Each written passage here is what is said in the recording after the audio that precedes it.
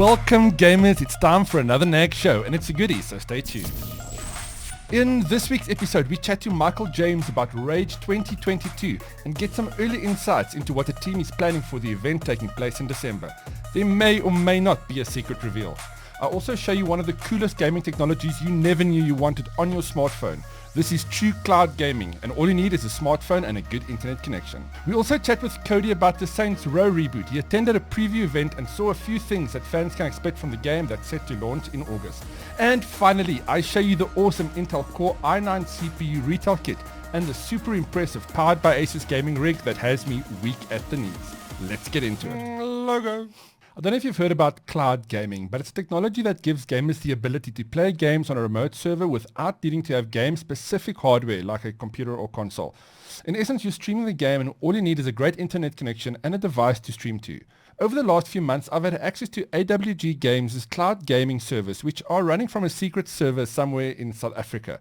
Now, usually the first rule of these proof of concepts is that you don't talk about them. But I asked nicely and they said yes. So here's what you need to know. AWG Games is a service that is usually white labeled for another brand looking at offering a cloud gaming service. I've been using this with Wi-Fi on my fiber connection at home, but it's also a great case study for 5G where uncapped data and high-speed internet access becomes a lot more affordable. The South African proof of concept is aimed at mobile games and gives you access to a selection of PC games right on your smartphone. Yes, you heard me. You can play almost any PC game on your smartphone with this service. Now, the proof of concept library is small because licensing is expensive and so is server capacity. So scrolling through, you'll see a variety of games and what can be played. Of course, you'll have noticed Doom and Shadow of the Tomb Raider as games you don't see on a smartphone every day. So let me jump straight in and see how this works. Oh, and before I do, I also want to show you the Shax gamepad, which is recommended if you want to have the best gaming experience. You can also play with on-screen controls, but this does not work so well, especially in games like Doom. You can also connect a keyboard and mouse, but I still find the controller a better experience, especially when you game on the go.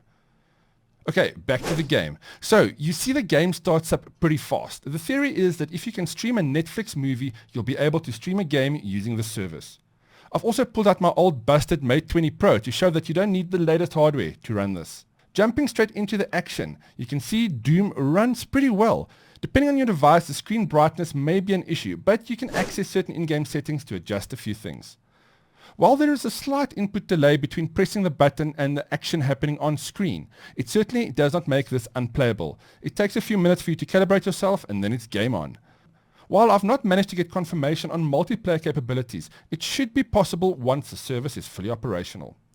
I've been playing a bit of Doom, but really been enjoying Shadow of the Tomb Raider. I'm still amazed that this game is running on a data center somewhere in South Africa, and I'm just streaming it to my old smartphone. Crazy. Yes, the graphics will take a bit of a knock, but with the small screen you'll be playing on, this is not a major issue. The experience is still pretty impressive. After playing for a while, my first impressions of cloud gaming on my smartphone is a pretty positive one. The service gives anyone access to PC and console quality games right on their smartphone without the need for expensive gaming hardware. Imagine if you can't afford a console but you have access to a library of AAA titles for a few rands per month straight to your smartphone. This type of service will be a huge win for gamers on a tight budget. There is no pricing available yet and you'll likely not see this launch with AWG's branding, but a little bit told me some movers and shakers are moving and shaking to launch this cloud gaming service in South Africa. The biggest news since, or what do you want to call it, the James Webb Telescope launched into space. Oh, I don't know about that, but yes. Elon Musk almost bought Twitter. The Intel 12th generation CPU announcement. rAge is coming back this year. Michael. Yes. That's exciting flippin' news. It is exciting. What can exciting, scary, horrifying, great, terrifying. Many, many things. But it's all good though. It's all good news. Have you guys started planning yet? I mean, oh yeah, got the floor plan ready. No, we've been planning for a while. The problem is it's a new venue, so everything is different in that. But what's cool about it is that nobody that walks in that show, nothing's going to look like they're used to seeing it. Because I think we got stuck in a lot of like habits in that from the years of being at the Dome, you know, and this is our 20th anniversary as well for the event. So it's I guess a fitting 20th time. with a twist. Yeah, 20 with a twist. Yeah, yeah. And it's weird because, basic stuff like where do people line up outside to go in? We don't even know what that's going to look like. And so it's exciting, though. And I think we're building a very different type of event now, which is, I think, what the world needed. So, in a way, thanks to the pandemic and thanks to We Buy Cars, they forced us into a whole new world now, which is fun. Look, my first thought really was, let's just get We Buy Cars to put simulators everywhere, and then we just have a car simulator rage. Like GTA Live or something. Yeah, exactly. All 3,000 vehicles. But now for Gallagher, I mean, awesome venue, massive venue. Yeah. Are you going to be taking up the entire thing, or how big are we going this year? Well, it'll be rAge sized. I don't really know exactly how that's going to fit in because obviously a lot of things have changed over the last 2 years. So I'm not sure what all the shapes and sizes and scales of everything is going to look like. So we're taking, I would probably say we've booked half of it plus, and then we've got a lot of different options on other things there. What's just so nice about it is it's not one big venue. It's basically 3 or 4 venues, and a lot of outside areas. And so it's not, it's not going to be everyone jammed into one space so much. It'll be more room to breathe, I hope. But based on how many people are messaging us and responding to our socials and that, I just worry that it's going to be as jam-packed and we're just not going to solve any of those problems. But it's good, though. It's all good news. But I think they will. Yeah, I mean, you still got more outside areas, more kind of, enclaves and things where people can like huddle together. I think it's a fun space to be. Yeah, exactly. And also it goes back many, many years. So, I mean, in terms of lining up, just drop a few secret, X marks the spot type maps, and then people will find it. You don't have to worry about it. Gamers are intuitive like that. You know what was weird though is when we started this whole thing, rAge, in the very beginning, we had to go and look at the venue, the dome, like physically. But now you can just sort of take Google Maps and look at a picture of it, and then so now I can, okay, there's the parking, that's where people are going to go, these are the halls, so you can visualize it. But I mean, it's just a element of tech that's changed since the first time we did it, which is it's interesting. I found myself searching for the place on Google Maps, which is a weird thing to do, but it was good exercise.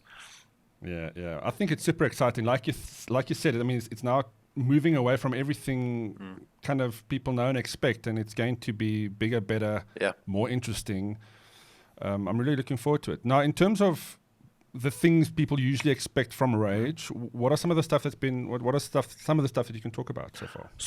So what I can talk about, because obviously we've got a lot of things that are happening that I don't want to discuss too much, but we'll see.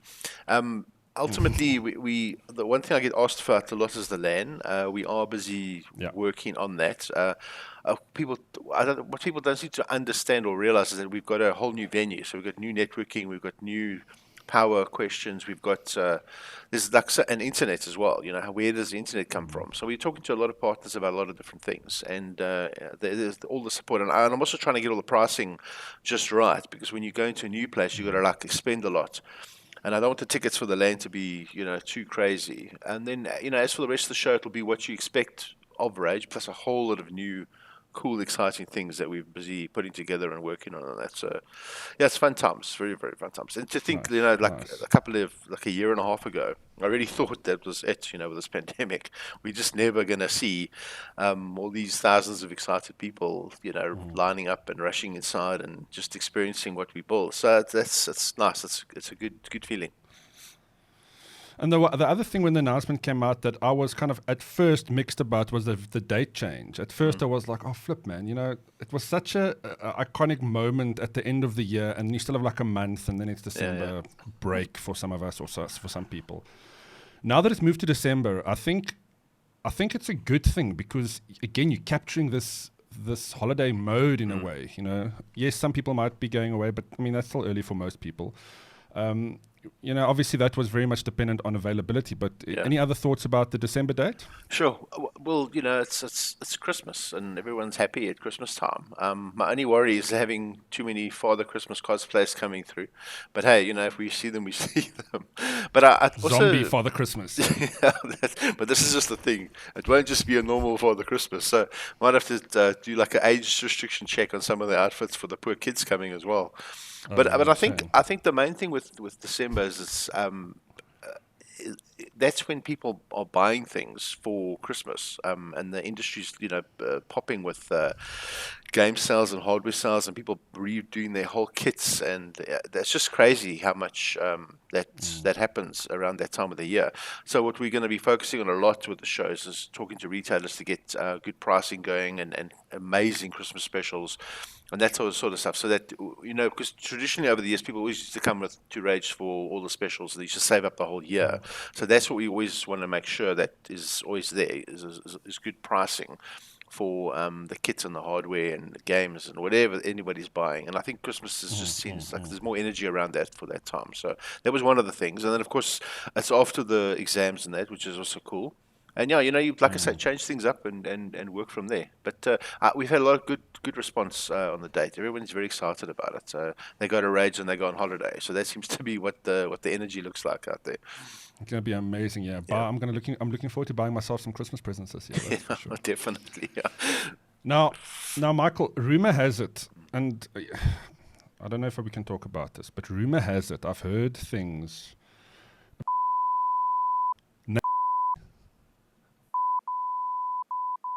For rAge. Is this true? Well, I don't think we can't really talk about this sort of thing. It needs to be lined up first. So sorry. Oh no, you're serious? Yeah. All right, Michael. Thank you so much for your time. I really look forward to it. We'll obviously be chatting some more about this in the coming months and weeks and months. Yeah. Leading up to it. It's only 6 months away. Scary thought. It is quite scary. Yeah. Yeah. Look forward to it, and good luck with plans. No, awesome, man. Thank you. So, Cody, you recently attended the Saints Row Reboot event, in which you got some juicy insights into the new game, Saints Row. Can you tell us a little bit about what you saw? Yeah, cool. So, the Deep Silver team have decided to reboot the whole Saints Row series or franchise. So, it's not like a continuation from 4. It's basically 1 again, but a complete reboot. So, fresh story, new characters, new gangs and everything to team up, new area, everything is new, and it looks really, really exciting. I'm quite excited for it to come out. What were some of the things you saw in the gameplay footage? I mean, it did look good. Yeah, so it looks really pretty. They've obviously, upgraded everything to kind of match modern day technologies and consoles and everything. So that was nice, and there's a lot of features from the old ones that are still there. So your wingsuits and your crazy weapons and all the customization options are still there, but it just has a nice fresh coat of paint, so it looks really good. And I like the town or the city that they've put it in this time. It feels a lot more vibrant than the classic downtown inner city vibes that the older ones had. Lekker. Now, one of the things I saw about it was you could apparently outfit your house, your safe house, with virtually any item. Is that true? What is that about? So you can basically loot a bed if you want from one building and put it in your safe So I don't know house. about looting someone else's bed, but yeah, they've basically created a system where if you're into cars, you can fully customize the car however you want it to be. If you're into fashion or creating a character, you fully customize your character however you want it to be. And if you're into making the most opulent safe house, you can, fully customize it with 20-foot tall statues or artwork or arcade machines, so they give you kind of like a blank slate in the beginning when you're kind of a rookie boss, if you want to call yourself that. And then, as you progress and unlock a few things, you just kind of deck this thing out, and you have your squad walking around the safe house. So, they've really allowed for a lot of customization, which is really nice. So, I mean, for people like me that haven't really played, I probably tinkered a bit with Saints Row when it first came out many years ago. But what is the main difference between Saints Row and another open world game like GTA? Yeah. They seem similar in a way. Yeah, right? So I think the original Saints Row and possibly the second Saints Row were essentially clones or GTA clones. It was very hard to differentiate the two.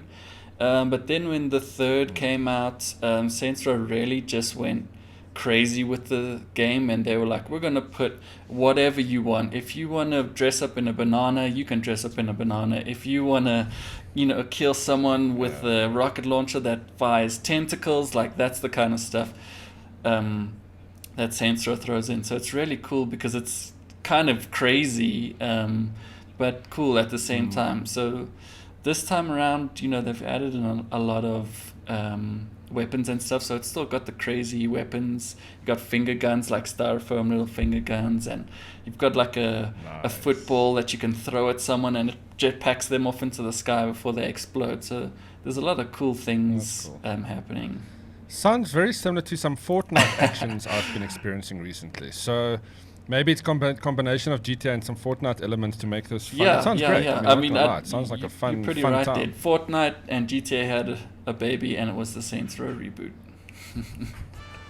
Now there's a headline for the review. I love it. Excellent. Cody, now when would it be available for people to buy? When is the game launching? So they were planning to drop it in February, but then they push it back a bit to iron out a few things. So it's now planned for August this year. Okay, cool. Not too long to wait. Excellent. I can't wait to see it. And I'm sure we're going to get some early code for that, and hopefully jam many hours on that. Thanks, cool. Cody. Have a good one. And something else that I'm incredibly excited about, Intel's 12th gen flagship CPU landed on my desk.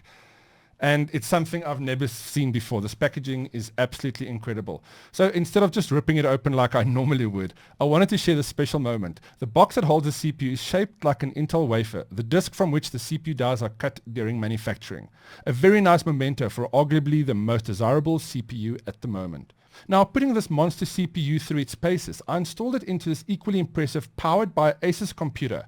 The beast features 32 gigabytes of DDR5 RAM, 2 terabytes of NVMe storage, a ROG Strix Z690E motherboard, and the ROG Strix RTX 3080 OC graphics card with 12 gigabytes of RAM. With 8 performance cores and 8 efficiency cores, the Intel Core i9-12900K has a maximum frequency of 5.1 GHz on the P-core and is overclockable. When it comes to the cream of the Intel crop, this CPU is it, and to be honest, it almost feels like we're in the presence of royalty. And the benchmark results here tend to agree. In Cinebench R23, the Intel Core i9-12900K produced a score of 25,146 points on the multi-core benchmark and 1,871 on the single-core benchmark. And with all the components running in Symfony, 3D Mark produced an impressive score of 18,419. Can you beat that? Drop us a comment below. In this week's community feedback, I asked you what is your all-time favorite game or music soundtrack, and this is what you had to say. Raymond is a fan of the Grim Fandango soundtrack. Franco and Rion loves the Need for Speed soundtracks, among others. Yeah, those are legendary. Enver also hitting us with a few greats, including FIFA, GTA, and Sleeping Dogs. And Vernon back with another zinger, the Guitar Hero games. Yes, man, I still play those regularly. Colin says he'd rather turn off music in games, but does love Doom, Oblivion, and The Witcher soundtracks. Yeah, had a few votes for The Witcher. It is a great one. And Peter says the end song in Borderlands 3, Girl on Fire by Alicia Keys. Yeah, man, goosebumps. What a game.